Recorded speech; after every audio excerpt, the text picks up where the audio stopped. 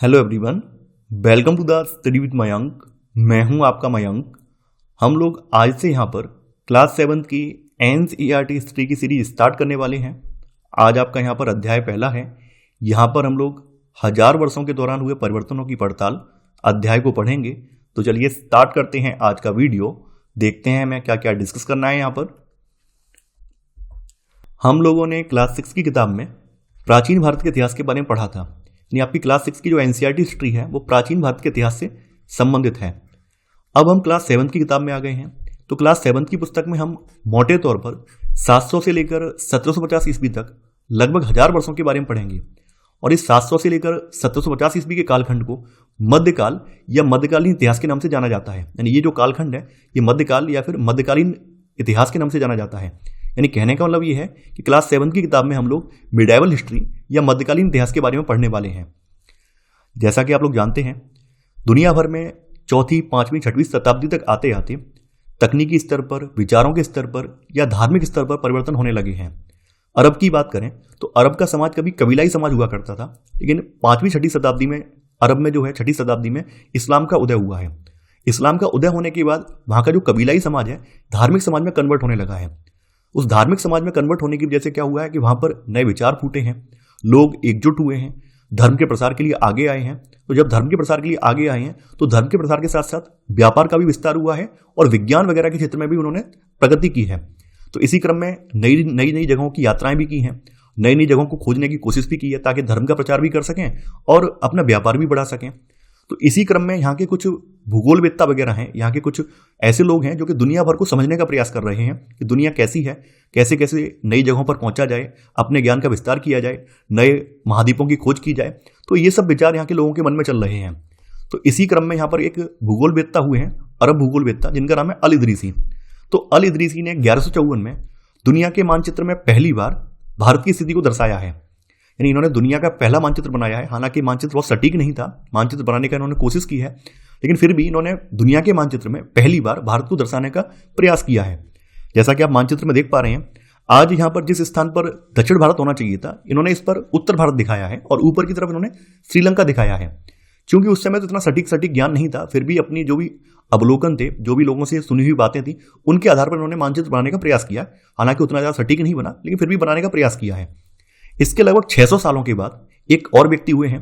ये दूसरी बार 1720 में भारतीय उपमहाद्वीप को स्पष्ट रूप से विश्व के नक्शे में फ्रांसीसी मानचित्रकार गिलॉम द लिस्ले ने दिखाया है। तो जैसा कि आप लोग देख पा रहे हैं, गिलॉम द लिस्ले ने जो मानचित्र बनाया है ये आज के मानचित्र से काफी ज्यादा मिलता जुलता है। यानी इन्होंने यहाँ पर भारत के जो तटीय क्षेत्र है इसको काफी स्पष्ट तरीके से दिखाया है। बहुत सारे जो वर्तमान स्थान जो कि इस मानचित्र में भी हैं, तो यहाँ पर आप देख पा रहे होंगे इन्होंने काफी सटीक मानचित्र बनाया है। तो मध्यकाल के अंत तक आते आते जो फ्रांसीसी हैं, फ्रांसीसी ने भी दुनिया भर का नक्शा तैयार करवाया है और दुनिया के नक्शे में भारत के नक्शे को भी स्पष्ट रूप से दिखाया है। जब भारत का नक्शा स्पष्ट रूप से यहाँ पर लोगों के सामने आ गया है तो भारत की तरफ आने वालों की संख्या भी बढ़ गई है। तो इसी क्रम में फ्रांसीसी आए हैं, अंग्रेजी भी आए हैं और कई सारे जो विदेशी हैं वो भी भारत की ओर चले आए हैं। तो यहाँ पर वही चीज समझाने का प्रयास किया जा रहा है कि कैसे कैसे लोग जो है मध्यकाल में प्रगति का फायदा उठाया है, मध्यकाल में कैसे कैसे लोगों के विचारों में परिवर्तन हुआ है, कैसे कैसे लोगों ने समाज को देखना स्टार्ट किया है, दुनिया को देखना स्टार्ट किया है और उसी अन्वेषण की प्रक्रिया के तहत ही ये नक्शे वगैरह बनाए गए हैं। यहाँ पर ही बताने का प्रयास किया गया है। तो यहाँ पर बताया गया है कि यूरोप के नाविक तथा व्यापारी अपनी समुद्री यात्रा के लिए इस नक्शे का इस्तेमाल किया करते थे। अब यहाँ पर नई और पुरानी शब्दावली के बारे में बात की गई है। देखिए, जैसा कि आप लोग जानते हैं कि प्राचीन भारत में बहुत सारी सूचनाओं या शब्दों के अर्थ कुछ अलग थे और मध्यकाल तक आते आते उन सूचनाओं के संदर्भ और शब्दों के जो अर्थ हैं उनमें परिवर्तन देखने को मिलता है। अगर हम वर्तमान से भी कंपेयर करें तो वर्तमान में बहुत सारे शब्दों के अर्थ कुछ अलग हैं। आज से 1000 साल पहले या 800 साल पहले उनका अर्थ कुछ अलग था। तो समय के साथ साथ व्याकरण और शब्द भंडार ही नहीं बदलते हैं, बल्कि शब्दों के अर्थ में भी बदलाव आ जाते हैं। जैसे यहाँ पर एक शब्द उठाया गया है हिंदुस्तान, तो हिंदुस्तान शब्द को देखेंगे, अगर वर्तमान में हिंदुस्तान शब्द को अगर हम देखें तो आज आधुनिक राष्ट्र आज भारत के अर्थ में इसका उपयोग करते हैं हम लोग। यानी हिंदुस्तान की जब बात हम लोग करते हैं तो हिंदुस्तान में हमारे 28 राज्य और 8 केंद्र शासित प्रदेश हम लोग काउंट कर लेते हैं। जैसे पूरे भारत में 28 राज्य हैं अभी वर्तमान में और 8 केंद्र शासित प्रदेश हैं, तो उसी सेंस में आज हम हिंदुस्तान शब्द का प्रयोग करते हैं। लेकिन आज से 700-800 साल पहले हिंदुस्तान शब्द का अर्थ आज के अर्थ से बिल्कुल अलग था। तो यहाँ बताया गया कि 13वीं सदी के फारसी के इतिहासकार हैं मिनाज-ए-सिराज।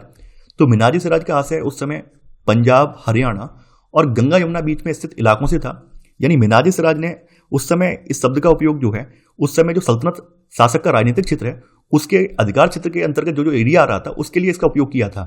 तो उस समय सल्तनत शासकों का जो अधिकार क्षेत्र था वो पंजाब, हरियाणा और गंगा यमुना के इलाकों के बीच में था। तो उस समय मिनाजी सिराज ने जो है इसका जो राजनीतिक अर्थ है केवल इन्हीं इलाकों के लिए लगाया है। यहाँ पे बताया भी गया है कि सल्तनत के समय हिंदुस्तान शब्द में दक्षिण भारत का समावेश कभी नहीं हुआ, क्योंकि सल्तनत का विस्तार उस समय ज्यादा नहीं हो पाया था। सल्तनत केवल उत्तर भारत तक ही सीमित थी, तो उस समय हिंदुस्तान शब्द में दक्षिण भारत का समावेश नहीं हो पाया था। लगभग उसके 300 साल बाद, लगभग 16वीं सदी के आरंभ में आप देखेंगे कि 16वीं सदी के आरंभ में बाबर ने इस शब्द का प्रयोग उपमहाद्वीप के भूगोल, पशु पक्षियों और यहाँ के निवासियों की संस्कृति का वर्णन करने के लिए किया है। ये लगभग 250 से 300 साल बाद जब बाबर का आगमन हुआ है तो बाबर ने क्या है इस शब्द का जो उपयोग है पूरे उपमहाद्वीप के लिए किया है, केवल उत्तर भारत के लिए नहीं किया है बल्कि पूरे उपमहाद्वीप के भूगोल के लिए, यहाँ के पशु पक्षियों के लिए, यहाँ के जो निवासी हैं उनकी जो संस्कृति है, खास करके यहाँ पर हिंदुइज्म का कल्चर ज्यादा था, तो उन सबको डिफाइन करने के लिए उसने हिंदुस्तान शब्द का उपयोग किया है। हिंदुस्तान शब्द के अलावा एक शब्द और है, यह है विदेशी शब्द। देखिए, विदेशी शब्द का जो वर्तमान में अर्थ है, इसका वर्तमान में अर्थ ये होता है कि ऐसा व्यक्ति जो कि भारतीय ना हो। जैसे मान लीजिए कोई व्यक्ति अमेरिका से भारत में आ रहा है, ब्रिटेन से भारत में आ रहा है, फ्रांस से भारत में आ रहा है, तो ऐसे व्यक्ति को हम लोग विदेशी कहते हैं। लेकिन मध्यकाल की बात करें तो मध्यकाल में किसी गांव में आने वाला कोई भी अनजाना व्यक्ति जो समाज या संस्कृति का अंग नहीं था वो विदेशी कहलाता था।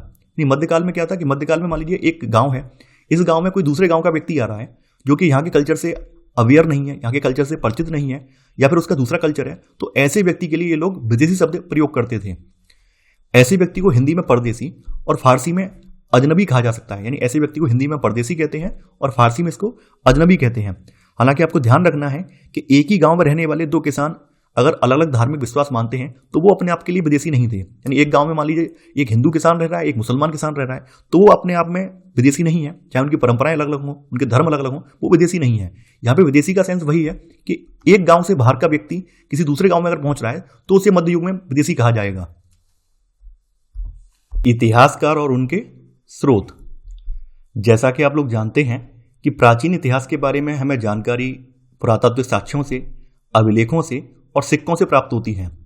ठीक वैसे ही मध्ययुग के बारे में भी जानकारी हमें सिक्कों, शिलालेखों, स्थापत्य और लिखित सामग्री, इन सब से ही हमें मध्ययुग के बारे में भी जानकारी प्राप्त होती है। मध्ययुग तक आते आते एक नया परिवर्तन देखने को मिलता है। यानी इस युग में प्रामाणिक लिखित सामग्री की संख्या और विविधता आश्चर्यजनक रूप से बढ़ गई है। इसके कई कारण हैं। पहला कारण यह है कि जब से ईसाईयत का उदय हुआ है, यानी कि ईसा मसीह का जन्म हुआ है, तो ईसा मसीह के जन्म के साथ जो है ईसवी सन का चलन स्टार्ट हो गया है। 5वीं 6वीं शताब्दी में जब इस्लाम का उदय हुआ है तो इस्लाम के उदय के साथ हिजरी संवत का भी चलन स्टार्ट हो गया है। तो जो भी इतिहासकार हैं या उस समय के लोग हैं वो ईसवी सन से भी परिचित हुए हैं और हिजरी संवत से भी परिचित हुए हैं। तो जैसे जैसे इन्होंने कुछ भी चीज़ लिखी है उसकी डेट भी अंकित की है कि आज ये डेट है, ये साल है। तो ऐसे करके हमें इस युग में प्रामाणिक लिखित सामग्री देखने को मिलती है। इसके अलावा इस युग की सबसे बड़ी जो खास बात यह है कि इस युग में कागज जो है वो सस्ता हो गया है, और कागज सस्ता ही नहीं हो गया बल्कि कागज की उपलब्धता भी बढ़ गई है। तो इस युग में कागज की उपलब्धता की वजह से लोग धर्म ग्रंथ, शासकों के वृत्तांत, संतों के लेखन और उपदेश, अर्जियां, अदालतों के दस्तावेज, हिसाब और करों के जो खाते हैं, ये सब कागजों पर लिखने लगे हैं। तो इस वजह से मध्य युग तक आते आते जो लिखित सामग्री है उसकी भरमार हो गई है। इसके अलावा बताया गया है कि धनी व्यक्ति, शासक जन मठ तथा मंदिर से पांडुलिपियां एकत्र करके पुस्तकालयों और अभिलेखागारों में रखते थे। देखिए, अभिलेखागार वह स्थान होता है जहां पर दस्तावेज वगैरह, पांडुलिपियां वगैरह संग्रहित करके रखी जाती हैं। तो यहाँ पर आप देखेंगे कि मध्य युग में भी धनी व्यक्ति हैं, शासक जन हैं, ये मठ या मंदिर से जो भी पांडुलिपियां हैं इन सबको इकट्ठा करके पुस्तकालयों में, अभिलेखागारों में रखते थे और बाद में उसकी प्रतिकृति तैयार करवाते थे। आपके मन में एक सवाल आ रहा होगा कि मध्य युग में छापे खाने तो थे नहीं, प्रिंटिंग प्रेस वगैरह तो थी नहीं, तो पांडुलिपि की प्रतिकृति कैसे बनाई जाती होगी? क्योंकि प्रिंटिंग प्रेस का आविष्कार 14वीं शताब्दी में हुआ है। तो मध्ययुग तो 700 से स्टार्ट हो गया है, 700 साढ़े 700 ईस्वी से स्टार्ट हो गया है। तो पांडुलिपियों की प्रतिकृति बनाने का काम कौन करते होंगे? देखिए, उस समय पांडुलिपियों की प्रतिकृति बनाने का काम लिपिक या नकल नवीस हाथ से किया करते थे। जैसा कि आप इमेज में देख पा रहे हैं, यहाँ पर एक मूल पांडुलिपि है और मूल पांडुलिपि से इसकी डुप्लीकेट कॉपी तैयार की जा रही है। तो ये काम हाथ से होता था। हालांकि ये काम आसान नहीं था, ये काम बहुत ज़्यादा जटिल था। अब मान लीजिए कोई मूल पांडुलिपि है तो पांडुलिपि भी हाथ से लिखी जाती है। हाथ से लिखने में कई बार क्या होता है, कुछ कुछ लाइनें या कुछ कुछ शब्द ऐसे होते हैं जो कि पढ़ने में नहीं आते हैं। अब यहाँ पर नकल नवीस एक प्रतिकृति तैयार कर रहा है, अब उसको यहाँ पर कुछ कुछ लाइनें या कुछ कुछ शब्द समझ में नहीं आए, उसने अपने हिसाब से नई प्रतिकृति में कुछ कुछ शब्दों में फेरबदल कर दिया, कुछ कुछ लाइनों में फेरबदल कर दिया। उससे क्या हुआ कि जो डुप्लीकेट कॉपी तैयार हुई है उसमें बहुत सारे शब्दों के अर्थ में अनर्थ हो गया, यानी अर्थ बदल गए। बाद के समय में क्या हुआ, बाद के समय में मान लीजिए मूल पांडुलिपि उपलब्ध नहीं हुई तो प्रतिकृति की सहायता से एक और प्रतिकृति तैयार की गई। उसमें भी यही समस्या रही, जो भी नकल नवीस था उसको भी बहुत सारे शब्द या लाइन पल्ले नहीं पड़ी, तो अपने अकॉर्डिंग उसने लाइनें फिट कर दी। तो ऐसे में अंत आते आते क्या होता है कि एक ही मूल ग्रंथ की भिन्न भिन्न प्रतिलिपियां एक दूसरे से बहुत ज्यादा अलग हो जाती हैं। और जब ये प्रतिलिपियां इतिहासकारों को मिलती हैं तो इतिहासकारों को ये जानने में काफी ज्यादा दिक्कत होती है कि इसमें ओरिजिनल कौन सी है, इसमें सही जानकारी किसमें है, ये जानने में इतिहासकारों को काफी ज्यादा मशक्कत करनी पड़ती है। इसके अलावा मध्य युग में कुछ ऐसे भी लोग हुए हैं जिन्होंने अपने वृत्तांतों में संशोधन भी किया है। तो 14वीं शताब्दी के इतिहासकार जियाउद्दीन बर्नी ने अपना वृत्तांत पहली बार 1356 में और दूसरी बार इसके 2 वर्ष बाद संशोधित वृत्तांत लिखा है। तो इस वृत्तांत के बारे में भी बहुत सारे इतिहासकारों को जानकारी नहीं थी। हालांकि 1971-71 के लगभग में एक लाइब्रेरी से, एक अभिलेखागार से इनका पहला वृत्तांत प्राप्त हुआ, तब ये पता चला कि जियाउद्दीन बर्नी ने 2 वृत्तांत लिखे हैं। लिखावट की भिन्न शैलियां। देखिए, फारसी और अरबी में लिखावट की 2 भिन्न शैलियां हैं। एक तो इसमें है नस्तलिक लिपि, जो कि बाईं ओर से लिखी जाती है। बाईं ओर से, जैसे हम लोग हिंदी लिखते हैं, इस साइड से लिखते हैं हिंदी, ठीक है, ऐसे लिखते चले जाते हैं, तो ये नस्तलिक लिपि है। तो नस्तलिक लिपि, इसमें वर्ड जोड़कर धाराप्रवाह रूप से लिखे जाते हैं और फारसी अरबी के जानकारों के लिए इस लिपि को पढ़ना आसान होता है।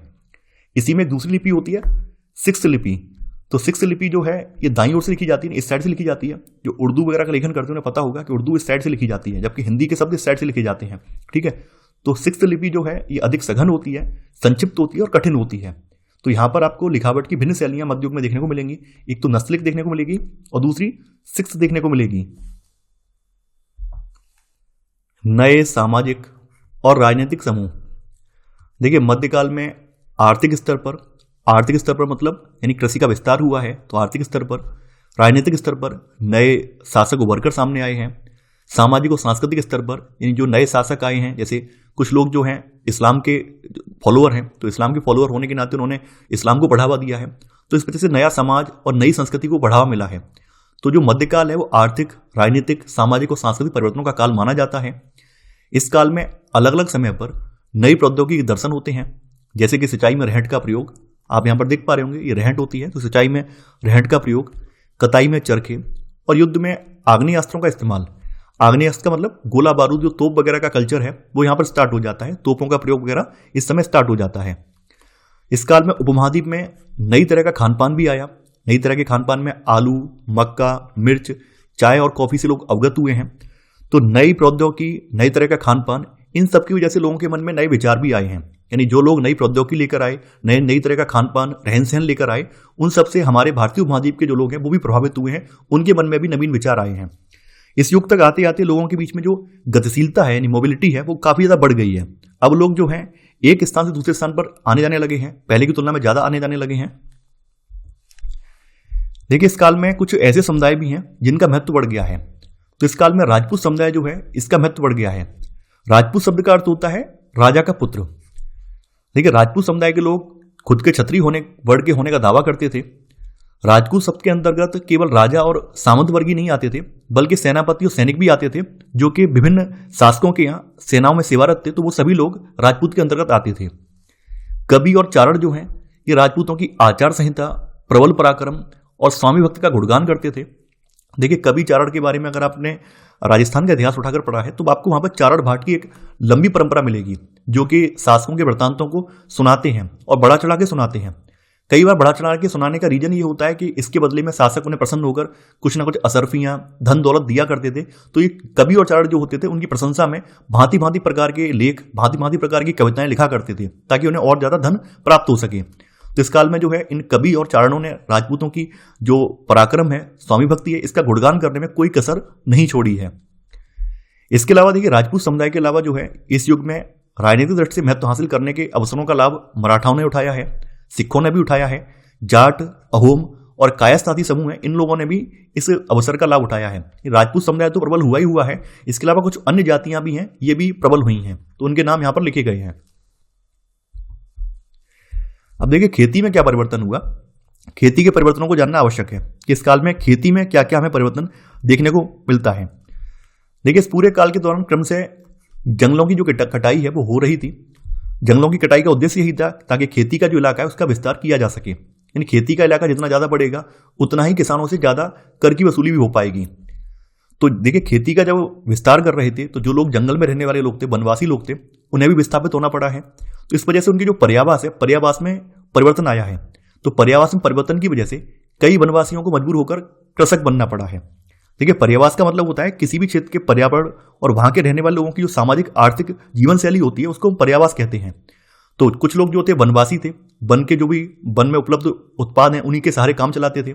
ठीक है, अब उन्हें क्या है, उनके वनों को नष्ट कर दिया गया है। अब मजबूरी में वनवासी से कृषक बनना पड़ रहा है। अब कृषक बनना पड़ रहा है तो उन्हें कर भी देना होगा। तो वनवासी जो पहले थे, जैसे जनजातियां हमारे यहाँ आज भी कुछ जनजातियां जो वनवासी प्रवृत्ति की हैं, तो वो लोग समाज से बिल्कुल अलग हैं, यानी जो मुख्य समाज है उससे थोड़ा अलग है, उनके यहाँ का कल्चर अलग है। तो वनवासियों के साथ भी यही समस्या थी, क्योंकि वनवासी सदियों से वनों में रहते आए हैं, उन्हें ना राजा का आभास है ना ही बहुत बड़े शासक का आभास है। अब उन्हें कृषक बना दिया गया तो उन्हें कर भी देना पड़ेगा। तो ऐसे करके उनकी जो कंडीशंस है उसमें भी कहीं ना कहीं बहुत बदलाव आया है। उनकी कंडीशन पहले की तुलना में बहुत ज्यादा बिगड़ भी गई है। तो यहाँ पे वही चीज बताई गई है कि कृषकों के ये नए समूह क्षेत्रीय बाजार, मुखियाओं, पुजारियों, मठों और मंदिरों से प्रभावित होने लगे। क्योंकि अब जो वनवासी लोग हैं कृषक जब बनने लगे हैं, तो कृषक का मतलब क्या है कि अब वो एक समाज में रहने लगे हैं, एक मुख्य समाज में आके रहने लगे हैं। तो ऐसे करके वो क्षेत्रीय बाजार से, जो वहां पर मुखिया वगैरह उनसे, जो मंदिरों के पुजारी हैं या मठों या मंदिर बने हुए हैं उनसे भी प्रभावित होने लगे हैं। जैसा कि मैंने बताया था कि पहले वनवासी लोगों को कोई कर वगैरह नहीं देना पड़ता था, क्योंकि वो उन सबसे स्वतंत्र थे। उन्हें ऐसा लगता था कि हम यहाँ पर रह रहे हैं, सब कुछ प्रकृति ने हमें अपने आप में दिया है। लेकिन अब उन्हें समझ में आने लगा है कि हम जिस जमीन पर रह रहे हैं उस पर हमारा अधिकार ना होकर किसी शासक का अधिकार है, उसके लिए उन्हें भुगतान भी करना पड़ेगा, कर देना पड़ेगा। तो उन्हें कर चुकाने पड़ते थे और स्थानीय मालिक वर्ग की बेगार करनी पड़ती थी। यानी स्थानीय मालिक वर्ग, जो सामंत वर्ग वगैरह है, जो कि स्ट्रांग पोजीशन में, उसकी बेगार करने का मतलब क्या है कि फ्री में उनके लिए काम करना पड़ता था। बेगार का मतलब होता है कि ऐसा श्रम जिसके लिए कोई भुगतान ना किया जाए उसे बेगार कहते हैं। यानी ऐसा श्रम जिसके लिए हमें कोई भुगतान ना मिले उसे बेगार कहा जाता है। तो मध्यकाल में एक बेगार प्रथा आपको बहुत ज्यादा देखने को मिलेगी कि बहुत सारी जो निचली जातियां हैं, बहुत सारी जो दबे कुचले लोग हैं, उनसे बेगार करवाया जाता था, यानी कि मुफ्त में काम करवाया जाता था। उसके बदले में उन्हें कोई पैसा वगैरह नहीं दिया जाता था। तो परिणाम स्वरूप क्या हुआ? परिणाम स्वरूप किसानों के बीच में आर्थिक और सामाजिक अंतर उभरने लगे हैं। यानी इस वजह से आप देखेंगे कि जो कुछ जातियां हैं सामाजिक पायदान पे काफी ज्यादा नीचे चली गई हैं और कुछ जातियां जो है सामाजिक पायदान पर काफी स्ट्रांग हो गई हैं। यानी जिनके पास जमीन वगैरह ज्यादा है, जो मतलब बड़े समृद्ध किसान हैं, वो स्ट्रांग पोजीशन में पहुंच गए हैं, और जो लोग छोटे छोटे किसान थे, कर की वजह से उनकी जो जमीनें छिन गई हैं, तो वो लोग बिल्कुल निम्न पोजीशन में पहुंच गए हैं। तो उसी वजह से यहां पर सामाजिक और आर्थिक अंतर उभरने लगे हैं। अब देखिए यहां पर इसके बाद क्या हुआ है, जब सामाजिक आर्थिक अंतर उभरने लगे हैं, फिर लोग जो थे जातियों और उपजातियों में बांटे जाने लगे हैं, और उनकी पृष्ठभूमि और व्यवसाय के आधार पर उन्हें समाज में ऊंचा या नीचा दर्जा दिया जाने लगा है। यानी लोग अब जो है सामाजिक आर्थिक अंतरों की वजह से जातियों उपजातियों में बांटे जाने लगे हैं, और उनकी जो पृष्ठभूमि, उनका जो बैकग्राउंड है, उनका जो व्यवसाय है, उसके आधार पर उन्हें ऊंचा या नीचा दर्जा दिया जाने लगा है। देखिए ध्यान यहां पर एक बात रहे कि उनके जो दर्जे हैं वो स्थायी नहीं होते थे, बल्कि बदलते रहते थे। किसी जाति विशेष के सदस्यों के हाथों में कितनी सत्ता, प्रभाव और संसाधनों का नियंत्रण है, इसके आधार पर उसके दर्जे बदलते रहते थे। यानी जिस जाति के हाथ में बहुत ज्यादा सत्ता है, बहुत ज्यादा संसाधन है, बहुत ज्यादा शासक का हाथ है, तो वो उनका दर्जा ऊंचा होता था। अब मान लीजिए एक ही जाति है, मान लीजिए कोई एक कास्ट है, तो एक कास्ट मान लीजिए किसी शासक के राज्य में प्रबल कंडीशन में है, अब एक कास्ट किसी दूसरे शासक के राज्य में दुर्बल कंडीशन में, ये भी हो सकता है। यानी जरूरी नहीं है कि एक ही जाति हर क्षेत्र में स्ट्रांग ही होगी। यानी एक ही जाति किसी क्षेत्र में उसका दर्जा कुछ और हो सकता है, किसी क्षेत्र में उसका दर्जा निचला भी हो सकता है, ये भी यहां पर देखने को मिलता था। इसके अलावा जातियां जो थी स्वयं अपने अपने नियम बनाती थी। यानी जातियां हैं वो अपने सदस्यों का व्यवहार नियंत्रित करने के लिए अपने स्वयं के नियम बनाती थी, और इन नियमों का पालन जाति के बड़े बुजुर्गों की एक सभा करवाती थी, जिसे कुछ इलाकों में जाति पंचायत कहा जाता था। देखिए जाति पंचायत के तो अपने नियम होते थे जो कि सेम कास्ट के लोगों पर ही लागू होते थे, लेकिन फिर भी चूंकि जाति समाज का हिस्सा थी, समाज में ये लोग रह रहे थे, गली मोहल्ले में कहीं भी गांव में रह रहे थे, तो इन्हें गांव के भी जो नियम कानून है वो भी मानने पड़ते थे। अपनी जाति के नियम कानून तो मानते ही मानते थे, इसके अलावा जो गांव में रहकर मुखिया के अंतर्गत इन्हें जो नियम कानून बने हुए हैं वो भी मानने पड़ते थे। तो यहाँ पर वही चीज बताई गई है कि जातियों को अपने निवास के गांव के रिवाजों का पालन भी करना पड़ता था, जैसा कि वर्तमान में आज भी होता है। आपने देखा होगा कुछ ग्रामीण परिवेशों में आज भी अगर कोई व्यक्ति अपनी जाति से बाहर शादी कर लेता है तो क्या करती है, बिरादरी बेदखल कर देती है। जाति वाले कहते हैं हम इनके यहाँ उठना बैठना बंद कर रहे हैं, अपनी लड़की या अपने लड़के का रिश्ता इनके यहाँ नहीं करेंगे। तो इस तरह के जो सामाजिक नियम है वहां पहले भी हुआ करते थे, जैसा कि आज कुछ समाजों में आज भी देखते हैं, तो वो नियम पहले से चले आ रहे हैं। क्षेत्र और साम्राज्य। सन 700 ईस्वी तक आते आते कई क्षेत्रों के अपने भौगोलिक आयाम तय हो चुके थे, यानी उनकी सीमाएं तय हो चुकी थी और उनकी अपनी भाषा तथा सांस्कृतिक विशेषताएं स्पष्ट हो गई थी कि उनकी कौन सी भाषा होगी, उनकी संस्कृति क्या होगी, ये स्पष्ट हो गई थी। क्योंकि 700 ईस्वी तक आते आते कुछ नए शासक भी उभर कर सामने आए हैं, इसी वजह से यहाँ पर भौगोलिक आयाम तय हो गए हैं, उनकी भाषा संस्कृति ये भी डिफाइन कर दी गई है कि ये इनकी यहाँ भौगोलिक विशेषताएं होंगी, ये संस्कृति होगी। कभी कभी चोल, खिलजी, तुगलक और मुगल जैसे राजवंश जो हैं अनेक क्षेत्रों में फैला एक विशाल साम्राज्य भी खड़ा कर लेते थे। देखिए ये सभी जो राजवंश हैं मध्यकाल में भी रहे हैं, तो इनके बारे में बताया गया कि समय समय पर इन राजवंशों ने अपना बड़ा साम्राज्य खड़ा कर लिया था। यहाँ पर दिल्ली के सुल्तान गयासुद्दीन बलबन के बारे में बताया गया है, हालांकि इनके बारे में हम अगले अध्याय में विस्तार से पढ़ेंगे। दिल्ली के सुल्तान गयासुद्दीन बलबन, इनका टाइम पीरियड बताया गया 1266 से लेकर 87। इनको एक संस्कृत प्रशस्ति में, यानी इनके नाम पर एक संस्कृत प्रशस्ति का अभिलेख है, इसमें विशाल साम्राज्य का शासक बताया है। इसमें कहा गया है कि इनका जो साम्राज्य है पूर्व में बंगाल यानी गौड़ से लेकर पश्चिम में अफगानिस्तान के गजनी तक, इन गज्जन तक फैला हुआ था, और जिसमें संपूर्ण द्रविड़ भारत, दक्षिण भारत ये भी शामिल था, ऐसा एक प्रशस्ति में इसमें बताया गया है। भाषा तथा क्षेत्र। देखिए भाषा और क्षेत्र के बारे में कभी अमीर खुसरो ने लिखा है कि हर क्षेत्र की जो भाषा है वो अलग है। तो सन 1318 में कभी अमीर खुसरो ने इस बात पर गौर किया है कि इस देश के हर क्षेत्र की एक अलग भाषा है, जैसे सिंधी, लाहौरी, काश्मीरी, द्वार समुद्री दक्षिण कर्नाटक में, तेलंगानी आंध्र प्रदेश में, गुजरी गुजरात में, आबारी ये तमिलनाडु में, गौड़ी जो है बंगाल में, अवधी जो है पूर्वी यूपी में, और हिंदी भी जो है दिल्ली के आसपास के क्षेत्र में बोली जाती है। अमीर खुसरो ने यह भी बताया कि इन भाषाओं के अलावा एक भाषा और भी है जिसको संस्कृत कहा जाता है। तो एक भाषा संस्कृत भी है जो किसी विशेष क्षेत्र की भाषा तो नहीं है, हालांकि ये प्राचीन भाषा है। ऐसा अमीर खुसरो ने लिखा है कि ये प्राचीन भाषा है जिसे केवल ब्राह्मण जानते हैं, लेकिन आम जनता इसे नहीं जानती है। ये बात अमीर खुसरो लिखकर गए हैं। मध्यकाल तक आते आते पुराने और नए धर्म में क्या क्या बदलाव आए हैं वो यहाँ पे बताया गया है। देखिए पहले के समय में क्या था, पहले के समय में जो धर्म था लोगों का वैयक्तिक विषय था, यानी लोगों का जो धर्म है वो उनका निजी मामला था। लोगों की इच्छा थी कि किसकी पूजा करना चाहते हैं या नहीं करना चाहते हैं, ये उनका निजी मामला था।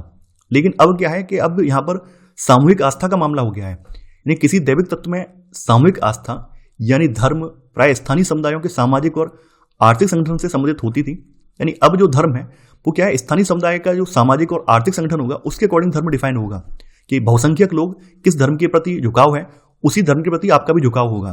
पहले के जैसा नहीं है कि आपका वैयक्तिक मामला हो, ऐसा अब यहाँ पर नहीं है। यहाँ पर बहुसंख्यक जो समाज जिस तरफ झुका होगा उसी तरफ आपको भी उस राह को फॉलो करना है। जैसे यहाँ बताया गया है कि हिंदू धर्म में नए देवी देवताओं की पूजा, राजाओं के द्वारा मंदिरों का निर्माण और समाज में पुरोहितों के रूप में ब्राह्मणों का महत्व बढ़ गया। यानी कि यहाँ पर भी मध्यकाल वैसे मुस्लिम शासकों का काल माना जाता है, लेकिन इस काल में भी पुरोहितों का, विशेष रूप से ब्राह्मणों का महत्व काफी ज्यादा रहा। ब्राह्मणों का महत्व क्यों रहा उसका रीजन भी बताया गया है। तो पहली बात तो यह है कि संस्कृत ग्रंथों का इन्हें ज्ञान था, तो संस्कृत ग्रंथों के ज्ञान के कारण समाज में ब्राह्मणों का बहुत ज्यादा आदर होता था। दूसरी बात यह थी कि जो नए नए शासक उभर रहे थे, तो नए शासक इन ब्राह्मणों के संरक्षक थे। तो नए शासक ये चाहते थे कि ब्राह्मण जो है उनके बारे में जो उनकी वंशावलियां वगैरह हैं या उनकी जो प्रशस्तियां वगैरह हैं वो लिखें।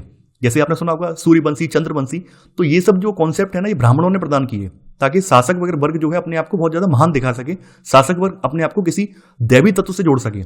तो ये काम किया ब्राह्मणों ने।